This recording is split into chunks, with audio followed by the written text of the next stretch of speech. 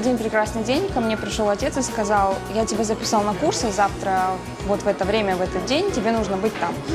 Я как бы к этому не относилась серьезно, и когда я туда пришла, я была там самая младшая, я очень переживала, мы должны были показывать свои работы, и когда мой преподаватель, Леня Литвин, открыл мои работы, он молчал. Я уже думала, там что-то не то, но он сказал, что у меня очень хорошее чувство света, цвета, и ему очень нравится мой подход. И вот с этого момента у меня началось это, переросло как бы в хобби. Я начала этим заниматься, увлекаться. И вот на сегодняшний день это мое все. Это и отдых, и хобби, и работа.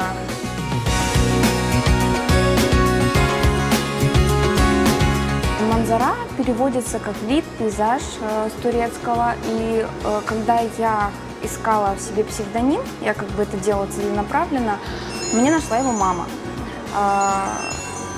Я так к нему присматривалась, потому что оно обозначает как бы и мое хобби, и очень созвучно с моим именем.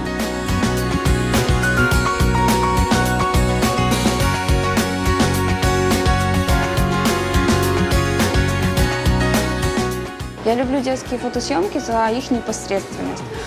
Детей не нужно заставлять улыбаться, не нужно заставлять проявлять какие-то эмоции, становиться в позу. Они сами все сделают, самое главное – это показать.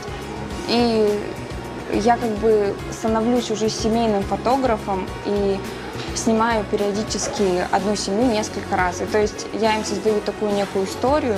Мне это очень нравится, потому что я становлюсь им и как другом.